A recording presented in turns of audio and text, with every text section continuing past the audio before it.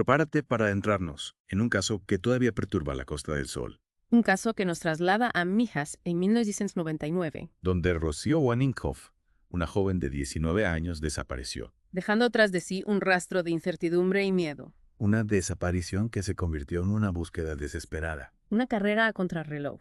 llena de pistas, falsas sospechas y un clamor popular que exigía justicia a gritos. Exacto. Para este Deep Dive tenemos acceso a los archivos del caso, Sí. testimonios de la época y análisis posteriores Interesante. que arrojan luz sobre las sombras de esta investigación. Es un caso muy complejo. Nuestro objetivo hoy es ir más allá de los titulares, Más allá. desmenuzar las complejidades de este caso Claro. y entender cómo la presión mediática La presión de la prensa.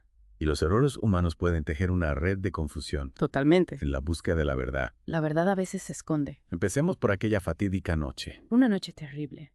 del 9 de octubre de 1999. 9 de octubre. Rocío, de tan solo 19 años, sale de la casa de su novio, Su novio, Antonio José Jurado. en la Cala de Mijas. La Cala. Su plan era simple: ducharse en casa y reunirse con él en la feria de Fuengirola. La feria. Un plan que nunca se materializó. Nunca. Lo que sabemos es que Rocío nunca llegó a su destino. Es cierto. Y aquí comienzan las primeras incógnitas. Incógnitas. ¿Qué ropa llevaba esa noche? Ah, Las versiones de los testigos, incluso las de su propia familia, no coinciden. entiendo. Su novio Antonio José Jurado afirma no haberla visto con la camiseta blanca de Nike, La camiseta blanca. que su madre y hermana aseguraban que llevaba puesta. Un detalle importante. Un detalle aparentemente insignificante, pero que siembra la primera semilla de duda en la investigación. La semilla de la duda. Un simple error de memoria Puede ser. o un indicio de algo más turbio. Quizás. Y mientras las dudas se multiplicaban, la angustia crecía. La angustia de la familia a los amigos. Voluntarios, guardia civil, vecinos todos unidos en una búsqueda frenética. Una búsqueda sin descanso. Pero los días se convertían en semanas. Días que parecían eternos. Y la esperanza se iba desvaneciendo con cada hora que pasaba. Con cada minuto. El 2 de noviembre, un mes después de su desaparición, Un mes. el cuerpo de Rocío fue hallado en un Un descampado descampado solitario. entre Marbella Marbella. y San Pedro de Alcántara, San Pedro. desnudo con signos de violencia quemado, un hallazgo que conmocionó a todo el país Todo el país. y que intensificó la presión sobre los investigadores. La presión era enorme. Ante un crimen tan brutal, la necesidad de encontrar al culpable se convirtió en una obsesión. La obsesión por la justicia. Las primeras miradas se dirigieron hacia Antonio José Jurado, El novio. el novio de Rocío. Claro. Su coartada quedarse dormido en casa en lugar de ir a la feria no parecía muy sólida, No muy sólida. y las dudas sobre su comportamiento se intensificaron con el paso del tiempo. Es comprensible.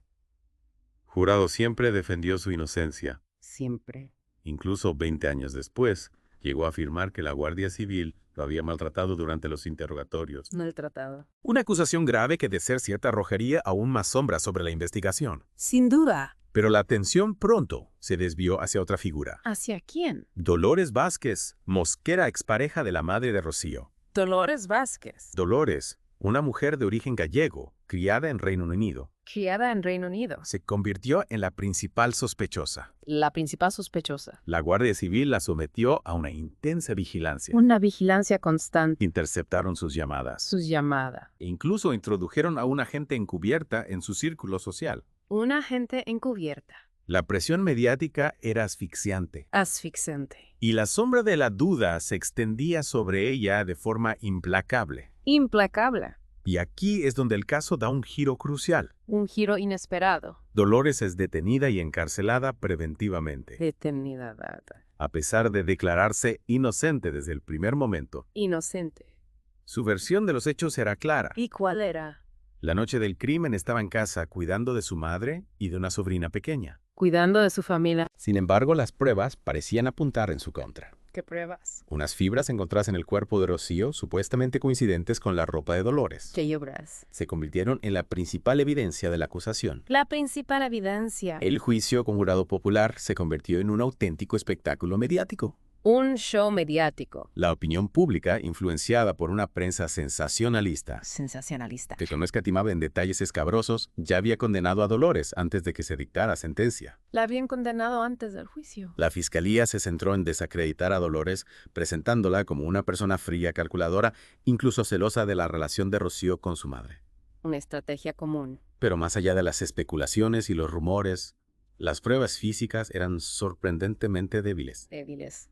Dolores, por su parte, se aferraba a su versión de los hechos. A su verdad. Su defensa aportó testigos que corroboraban su coartada. Testigos. Y las pruebas presentadas por la acusación fueron puestas en duda. Se demostró que las fibras no coincidían de forma concluyente. No coincidían. Y las huellas dactilares en las bolsas donde apareció el cuerpo de Rocío no eran suyas. No eran suyas. A pesar de la falta de pruebas contundentes, la sombra de la duda ya se había instalado en la mente del jurado popular.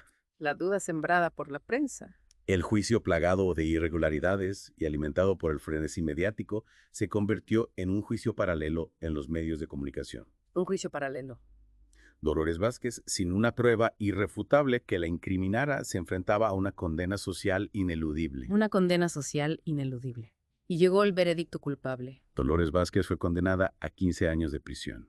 Una condena que muchos consideraron injusta. Basada más en la presión mediática y en la construcción de un perfil psicológico dudoso que en pruebas sólidas. Es cierto. Es increíble cómo la percepción pública alimentada por la vorágine mediática puede influir en un juicio. La opinión pública puede ser muy poderosa. ¿Cómo podemos analizar el papel de la prensa en este caso? Bueno, la prensa desde el inicio. ¿Hasta qué puntos se traspasaron los límites de la ética periodística en la búsqueda de una historia impactante? Sin duda la prensa jugó un papel crucial en el caso Waninkoff. Crucial. Desde el inicio la cobertura mediática fue intensa, llegando a ser sensacionalista en muchos momentos. Se construyeron narrativas, se señalaron culpables antes de tiempo y la imagen de Dolores Vázquez fue demonizada sin miramientos. Sí, se la presentó como un monstruo. Y todo esto, como decíamos antes, sin pruebas concluyentes. Exacto. Se publicaron fotos suyas fuera de contexto, se especuló sobre su vida privada, se la presentó como una persona fría y calculadora. Una auténtica pena de telediario. Una auténtica pena de telediario, ¿no? Exacto, la pena de telediario es un fenómeno peligroso donde los medios de comunicación actúan como juez y jurado. Condenando a una persona antes de que tenga un juicio justo.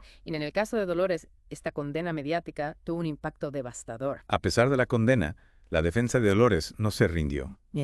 Recurrió la sentencia argumentando las irregularidades del juicio y la falta de pruebas contundentes.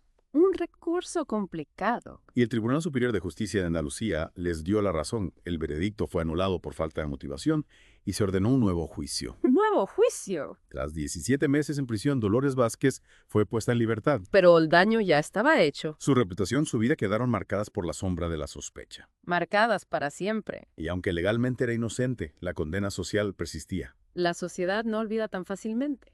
Es desgarrador pensar en lo que tuvo que pasar.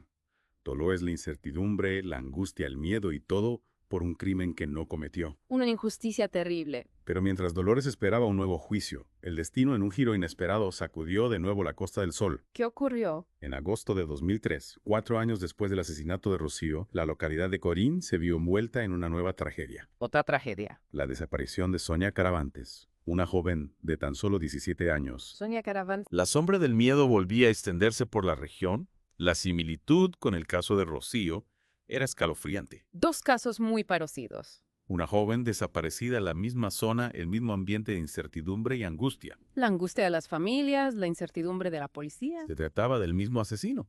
Esa era la pregunta. Había un monstruo acechando en la Costa del Sol. Un monstruo suelto. Las peores sospechas se confirmaron días después cuando el cuerpo sin vida de Sonia fue encontrado. Un hallazgo terrible. Y las pruebas forenses revelaron un vínculo escalofriante con el caso Waninkoff. Un vínculo. El ADN encontrado en el cuerpo de Sonia coincidía con el hallado en una colilla de cigarrillo recogida cerca del lugar donde apareció el cuerpo de Rocío. Increíble. Impresionante, de pronto la investigación tomaba un rumbo completamente nuevo. Ya no se buscaba a un culpable para un caso aislado, sino a un asesino en serie que había sembrado el terror durante años. Un asesino en serie. ¿Cómo reaccionaron las autoridades ante esta revelación? Pero la policía tuvo que replantear toda la investigación. ¿Cómo se enfocó la búsqueda a partir de este hallazgo? La Guardia Civil, con la presión multiplicada, centró todos sus esfuerzos en identificar al dueño de ese ADN. Se revisaron bases de datos, se cotejaron perfiles genéticos. La búsqueda se intensificó a nivel internacional. Era una carrera contrarreloj para detener a un asesino que parecía moverse con impunidad. Una carrera contrarreloj. Y finalmente la sombra del asesino comenzó a tomar forma. El ADN coincidía con el de Tony Alexander King.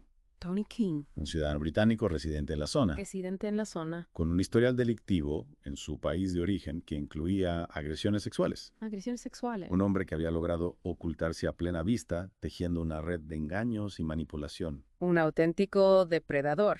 La detención de Tony King fue solo cuestión de tiempo. La justicia siempre llega. Tras un interrogatorio exhaustivo, confesó ser el autor del asesinato de Sonia Caravantes. Sonia Caravantes. Y lo que estremeció a la opinión pública, ¿Qué? también admitió haber matado a Rocío Waninkoff 4 años atrás. Dios mío.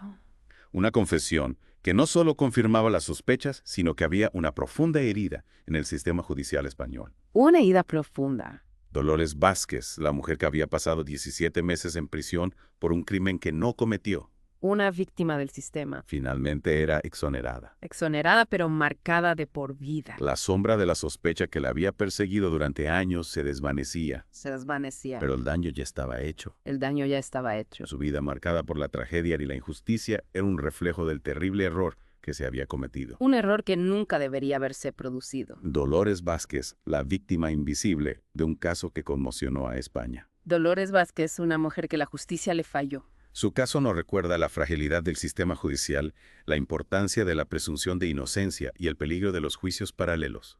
Un recordatorio de que la justicia debe ser ciega. Un recordatorio de que la búsqueda de justicia no puede guiarse por la presión mediática ni por la necesidad de encontrar un culpable a toda costa. La justicia no puede ser un espectáculo. Tony King, por su parte, fue juzgado y condenado a 36 años de prisión por el asesinato de Sonia Caravantes 36 años. y a otros 19 por la muerte de Rocío Waninkoff. 19 años. El monstruo que había sembrado el terror en la Costa del Sol finalmente estaba entre rejas. La bestia enjaulada. Pero, a pesar de la condena, el caso Waninkoff seguía dejando interrogantes. Interrogantes. Durante el juicio por el asesinato de Rocío, el jurado popular, aunque declaró culpable a Tony King, apuntó a la posibilidad de que hubiera contado con algún cómplice. Cómplices. La sombra de la duda volvía a planear sobre el caso. La sombra de la duda siempre presente. ¿Actuó solo Tony King? Es la gran pregunta.